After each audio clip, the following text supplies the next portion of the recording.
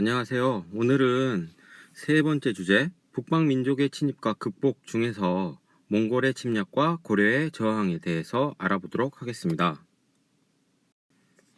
자, 지난 시간에 배운 내용입니다. 일단 고려는 거란과 적대적인 관계를 맺고 있었고요. 거란과 세 차례에 걸쳐 전쟁을 하게 되는데 1차 침입 때는 서희의 단판으로 거란군을 물러나게 합니다. 2차 침입에서는 양규 장군이 활약을 했고요. 3차 침입에서는 고려가 스스로 거란군을 물리칩니다. 이때 활약했던 장군이 바로 강감찬 장군이고, 이때 크게 싸워 이긴 전투가 바로 귀주 대첩입니다. 자, 그리고 고려의 국경을 여진이 자주 위협을 하게 되자 윤관 장군을 중심으로 한 별무반이 여진을 정벌하게 됩니다. 이것이 지난 시간에 배웠던 내용이죠. 자, 오늘은 고려를 괴롭힌 북방민족 중에 가장 힘이 강했던 몽골에 대해 알아보겠습니다. 일단 몽골이 고려를 침략할 당시의 상황에 대해 알아보겠습니다. 고려는 무신 정권이 들어섰습니다. 무신 정권이란 무엇이냐? 군대에 있는 장군들이 반란을 일으켜서 정권을 잡은 것입니다. 그런데 이렇게 군대에 있는 장군들이 정권을 잡은 후에 자기들끼리 또 싸워서 정권을 잡은 사람이 죽고 또 다른 사람이 잡고 또 죽고 죽이는 이런 싸움이 계속됩니다.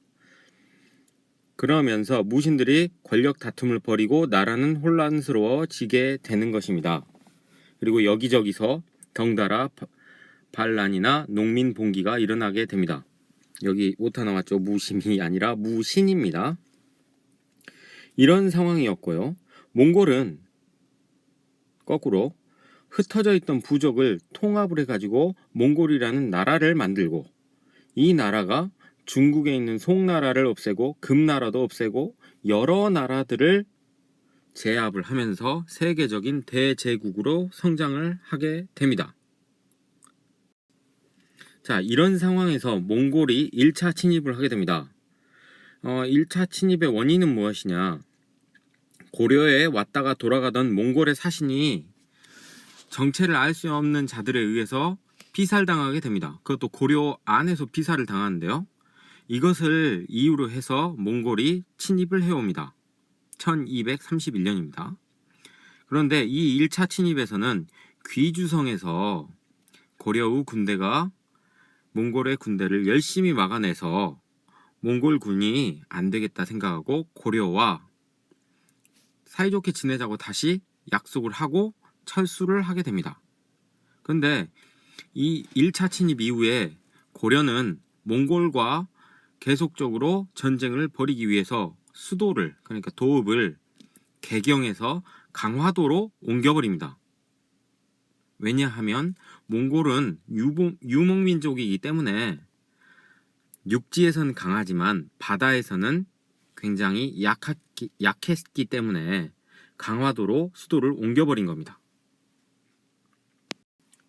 자, 이렇게 되니까 몽골 입장에서도 열받겠죠. 사이좋게 지내자 그러고 왔는데 수도를 옮기고 전쟁 준비를 하고 있으니까요. 그래서 2차 침입이 일어나고요. 이 2차 침입에서는 처인성 전투가 유명합니다. 김윤후라는 장군이 처인성에서 몽골군과 맞서 싸워서 몽골의 대장을 활로 쏴 맞추는, 그러니까 사살하는 상황이 벌어지고, 이런 상황으로 인해서 몽골은 철수를 하게 되는 전쟁이 바로 몽골의 2차 침입입니다. 그런데 이 전쟁에서 고려의 초조 대장경이 불에 타서 없어집니다. 그리고 3차 침입입니다. 계속 침입합니다. 이번에는 죽주성에서 고려 군대가 잘 막아내서 몽골군이 철수를 하게 되는데요. 이때는 또 황룡사 9층 목탑이 불타 없어집니다. 이거 전부 다 몽골군이 침입해서 불타 없애 버린 겁니다. 자, 이 지도를 보시면 자, 강화도로 천도한 과정도 나오죠. 그 다음에 황룡사 9층 탑 소실 1238년도 나오고, 2차 침입 때 초조대장경이 소실된 것 1232년의 일도 나옵니다. 그런데 보시면 몽골군의 진격로가 전부 다 빨간색으로 표시되는데 다 우리나라 한반도 곳곳으로 다 가죠. 이게 뭐냐면 고려가 수도를 강화도로 옮겼기 때문에 몽골군은 그 분풀이로 계속 한반도 안을 샅샅이 뒤지면서 공격을 계속하는 겁니다.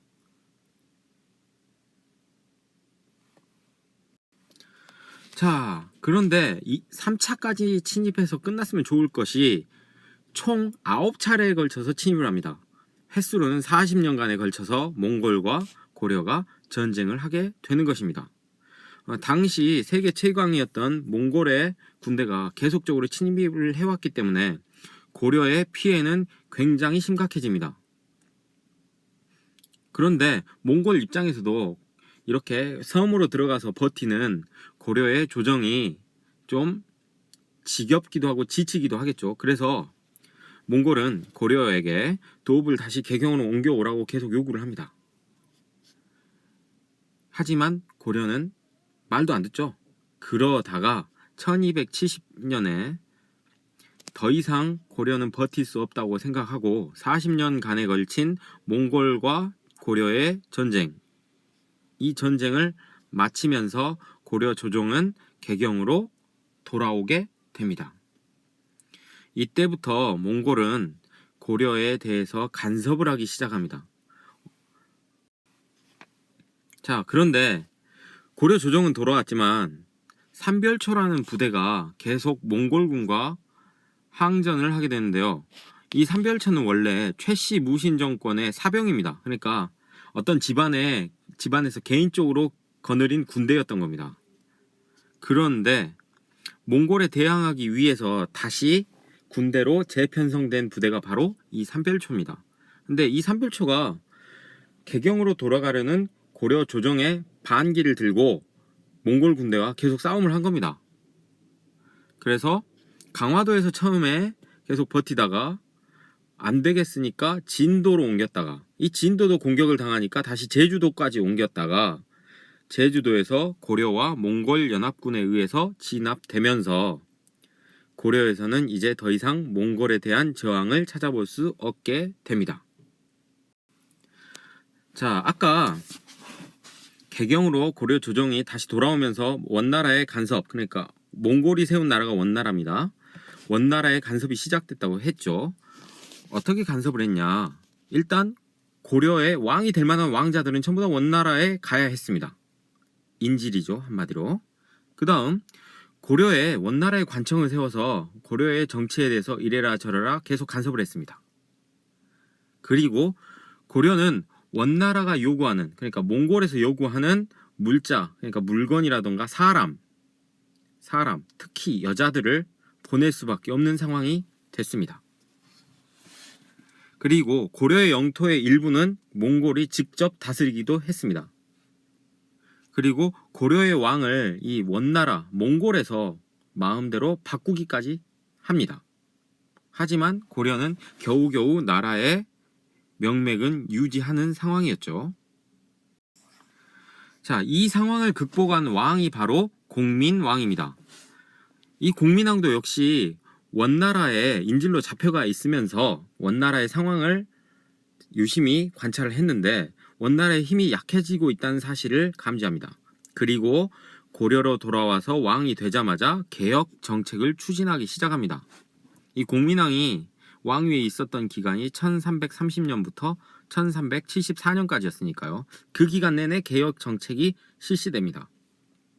어떤 개혁 정책이냐면 몽골식 풍습을 버리고 고려의 전통을 되살렸습니다. 그러니까 원나라가 너무 세니까 몽골식으로 옷도 입고 머리도 하고 다녔는데 그걸 다 고려식으로 다시 되돌려 놓은 겁니다. 그리고 몽골의 앞잡이, 그러니까 원나라의 앞잡이였던 신하들이 있었는데 이 신하들을 전부 다 조정해서 몰아내거나 제거를 합니다. 그리고 원나라에 빼앗긴 고려의 영토를 다시 되찾고 나라의 힘을 키우기 위해서 굉장히 노력을 많이 했습니다.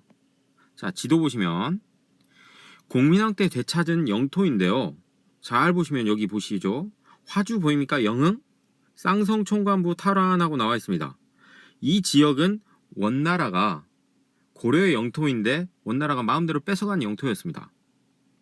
그리고 이 지역을 다스리다가 고려와 함께 이 지역을 되찾게 하는데 힘을 쓴 사람이 바로 이성계입니다.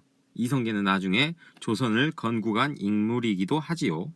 그리고 원래 고려의 영토는 이 천리장성 아래쪽이었는데 천리장성 위쪽으로도 공민왕 때 영토를 확장하기까지 합니다. 이렇듯이 공민왕은 개혁 정책을 열심히 추진하였습니다.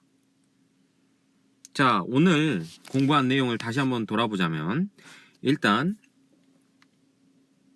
몽골이 힘이 강해졌고 고려는 정치적으로 매우 혼란한 상황이었습니다. 무신 정권이 들어서고 무신끼리 싸움을 하면서 혼란했죠. 그런 상황에서 몽골은 40년간 고려를 침략을 했고 고려는 이에 맞서서 수도를 개경에서 강화도로 옮기고 처인성, 죽주성 등에서 열심히 맞서 싸우기도 했습니다. 하지만 고려의 여러 문화재들이 몽골군에 의해서 불타 없어졌고요. 그러다가 결국 40년 만에 고려가 개경으로 수도를 다시 되돌리면서 몽골에 항복하게 되는데 이때 삼별초가 끝까지 저항을 합니다. 삼별초. 그리고 마지막으로 원나라가 이 이후에 계속 간섭을 하다가 공민왕 때가 되어서 거의 100년 정도 되죠. 거의 공민왕쯤 돼가지고 공민왕의 개혁 정책을 통해서 다시 고려가 스스로 나라를 일으켜 세울 수 있게 되는 것입니다. 자, 오늘 공부하느라고 많이 애썼습니다. 감사합니다.